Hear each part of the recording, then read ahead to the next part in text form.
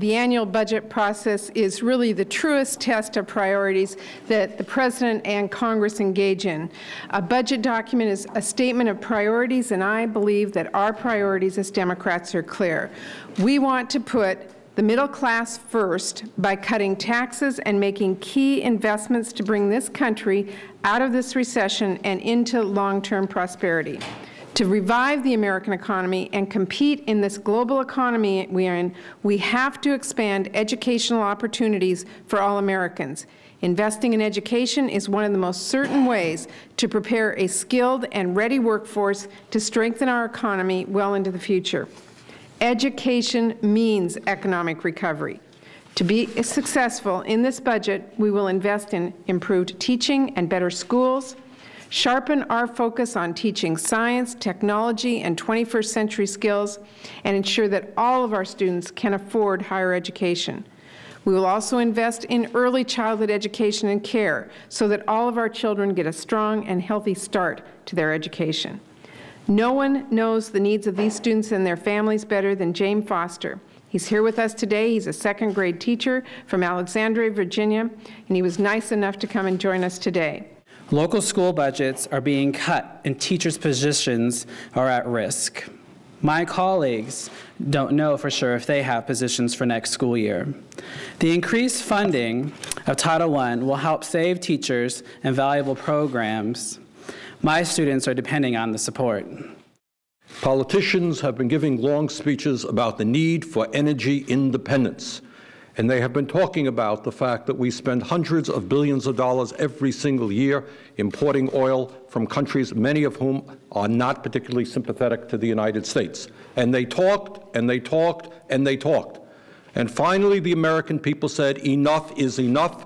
We have got to do something real, more than talk. The time is now to break our dependence on fossil fuel, and that is what we are going to do. And what this budget speaks to is creating over a period of time millions of good-paying American jobs as we move to energy efficiency, as we move to wind, solar, geothermal, biomass. That is the future, and that's what we have to do.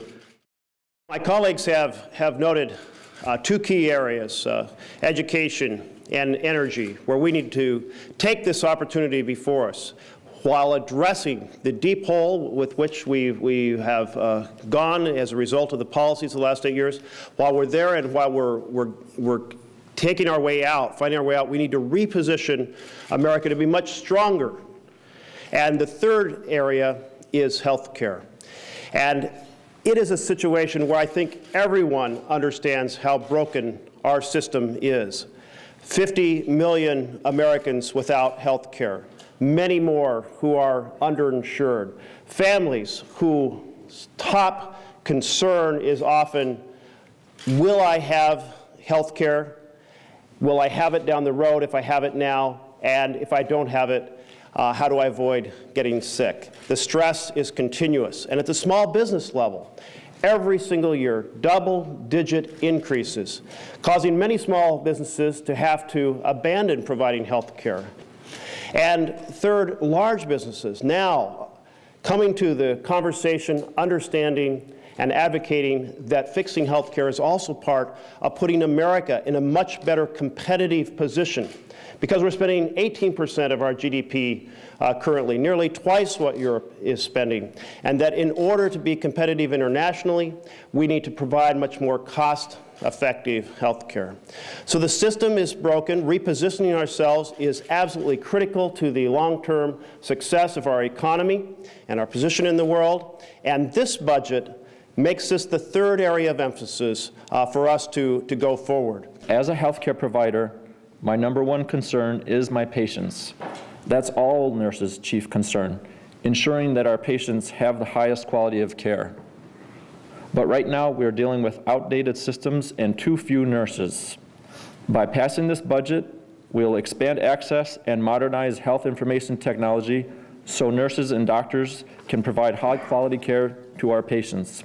Now is not the time to sit back and criticize.